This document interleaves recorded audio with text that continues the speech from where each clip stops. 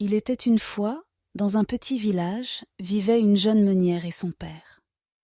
Le père avait l'habitude de vanter les talents exceptionnels de sa fille, affirmant qu'elle pouvait filer la paille en or.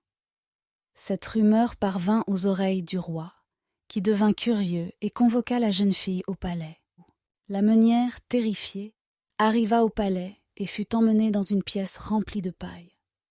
Le roi lui dit « Si tu es vraiment capable de filer cette paille en or, tu seras récompensée, mais si tu échoues, tu seras en grand danger. » Seule et désespérée, la jeune fille pleura.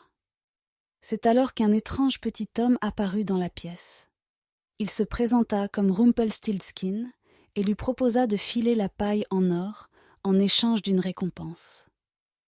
La jeune fille n'avait pas d'autre choix, alors elle accepta. Rumpelstiltskin transforma la paille en or pendant la nuit, réalisant ainsi le miracle promis. Le roi, impressionné, lui donna encore plus de paille à filer. Une fois de plus, Rumpelstiltskin vint à son secours en échange d'une récompense. La troisième nuit, le roi donna encore plus de paille et promit la main de sa fille en mariage si elle réussissait. La jeune fille était dans le désespoir car elle ne voulait pas épouser le roi, et elle se tourna à nouveau vers Rumpelstiltskin pour obtenir de l'aide. Cette fois, Rumpelstiltskin demanda quelque chose de plus précieux, le premier enfant qu'elle aurait avec le roi.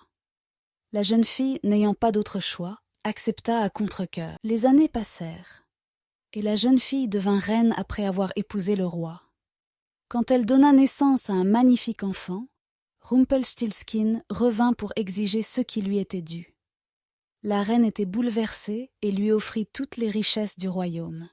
Mais Rumpelstiltskin insista pour obtenir. Cependant, il accepta de faire un marché avec la reine. S'il devinait son nom dans les 3 jours, il laisserait l'enfant tranquille.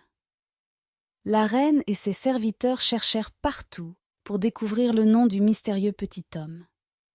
Le 3e jour, un serviteur entendit Rumpelstiltskin chanter son propre nom en dansant de joie.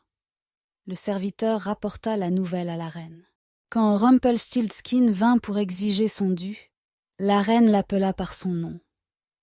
Furieux et humilié que son nom ait été découvert, Rumpelstiltskin se mit en colère et se déchira en 2, disparaissant à jamais. La reine et le roi gardèrent leur enfant et apprirent la leçon que l'avidité et les promesses inconsidérées peuvent entraîner des conséquences inattendues. L'histoire de Rumpelstiltskin rappelle l'importance de l'intégrité et des choix réfléchis dans